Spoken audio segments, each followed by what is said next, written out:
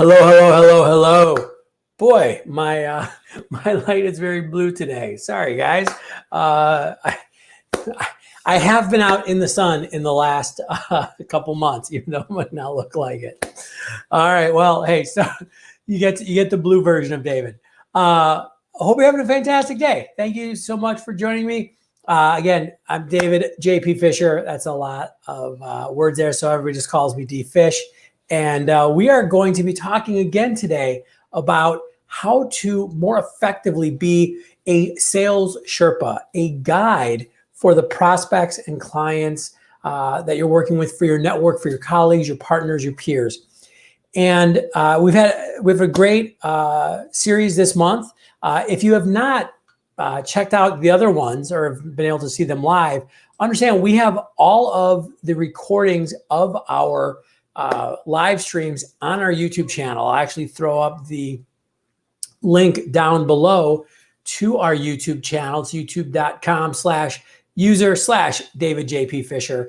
But I said we have all the sessions from this month talking about how you can be a more effective sales Sherpa, specifically for everyone who's in the financial services field. But we actually have a ton of content over, I think we're at 150 or 200 individual videos, just a lot. So no matter what you're looking to improve, whether it's being a sales Sherpa, whether it's improving your online sales process, your offline networking, looking how to build empathy and trust with your clients, no matter what it is, as far as professional development in the sales, networking, marketing, relationship building sphere, it's probably there. So let's get into our topic for today. And I titled this, How to Keep Walking the Sales Sherpa Path, all right? Especially and most importantly, to serve the clients that you work with. Because I think the biggest thing that is really hard for people who are in some sort of sales capacity to really wrap their heads around when we think about the new state of sales. And by the way, the new state of sales did not come about because of the pandemic, right? There was these trends in place for years where we've seen technology becoming more important, where we've seen buyers really taking control of their own buying journey because they have access to information because of the internet. All of these things have been happening well before, here in the United States, at least March 2020, and the beginning of really kind of the effects of the pandemic, social distancing, sheltering in place, all that kind of stuff. So it's really important to realize that things aren't going to change once we do get a vaccine, once we are able to go out and do business like we used to. So going to this idea of the new normal as far as selling, or what it will be, the transactional nature of sales, or what sales used to be, is really going to the wayside, especially because the things that can be transactional in nature, as far as what we buy, those transactions will be subsumed within a technological framework. What does that really mean? It's just a fancy way of saying, if it can be sold on Amazon, it's going to be sold on Amazon, right? If I don't need a salesperson as a buyer to walk me through and help me really have a better buying process, a better decision-making process, I don't need a salesperson. And so when we think about what our role is as a sales professional, as a guide, as a trusted advisor, you really have to be able to bring something to the mix. And I actually define a sales Sherpa as somebody who makes the decision-making process easier, more effective, and less risky for prospects. And understand that just doesn't happen in one conversation. That happens over time.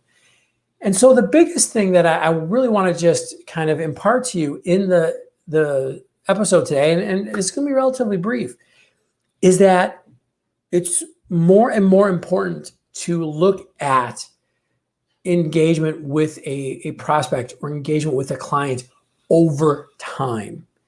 If you think that this is just a one-time set it and forget it opportunity, that's incorrect.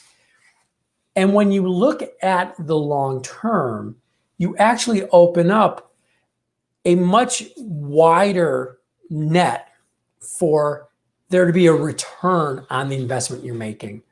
And what I mean by that is actually pretty simple. Imagine going to a networking event and you're hoping to meet some new prospects.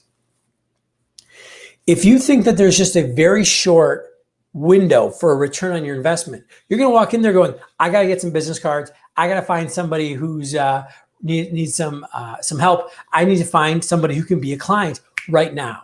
Like, and the reality is if I'm having a conversation with them and it's not obvious right away that they're going to be a great prospect, boom, on to the next person.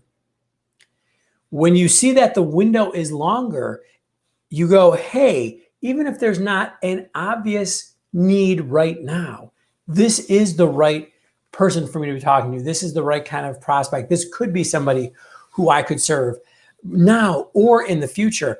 And all of a sudden it's worth investing a little bit more, right? You see that, hey, there's a much longer time frame in which this investment will return to me. And so I want you to even, and let's bring it to this time right now that we're in where there's the pandemic. I'm recording this for those of you who are watching this on YouTube. I'm recording this in late October 2020. In the United States, at least, we've been in some sort of pandemic mode for over 6 months. People are tired. It's, people are working from home. It might be hard to, get people to move forward on some of their financial planning or their financial needs. Some of them, they might be like, hey, this is the best time to do it. Fantastic. But others, might be a little reticent to jump on the phone, especially if you are at the beginning of your relationship building with them. But what I'm saying is that's okay. Still invest the time. Have that conversation, whether it's by phone or a Zoom call, or just you get to know people. Find ways that you can provide service to them. Even if that's just giving them insights or ideas, not that require them to work with you and to buy from you, but just ideas and insights that they can use to help in all the areas of their life. Establish that credibility, establish that trust, knowing that 6 months down the line, a year down the line, 3 months down the line, at some point in the future, there will be a chance for you to, again, reap the rewards of your investing in the relationship.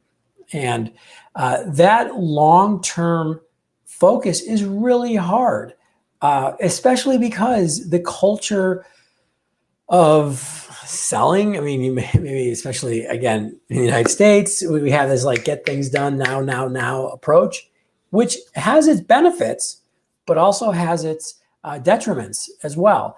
And so I'm really seeing that the salespeople and the financial planners and anybody who is, again, focused on serving a client and influencing people, that the more they're able to realize that, yes, you've got to work on it now, but you've got to work on the long term, the more successful they are. Because think about it for a second. The now of the future is being built upon what you're doing today.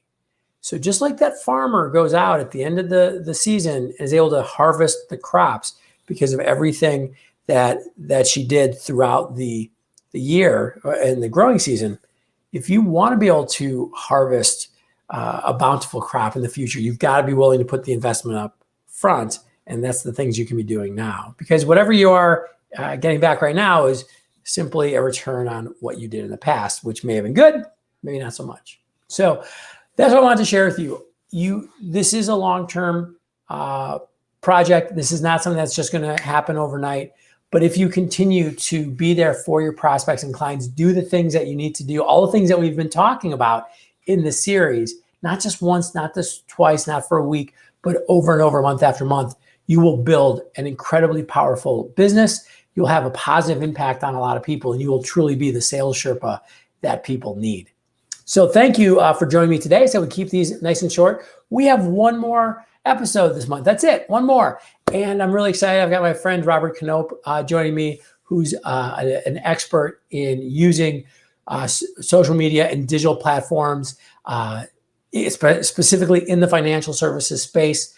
He's done a lot of great work, and I'm excited to just dive in and look at some ways where you can build human relationships and really be authentic on LinkedIn and other digital platforms. So be sure to check that out. If there's anything I can do to be of service to you, feel free to reach out to me. The easiest way is on LinkedIn. Feel free to send me a connection request and we can connect. If we are connected, just shoot me a message and let me know what I can do to help. So with that, have a fantastic day. We'll talk to you soon. Bye.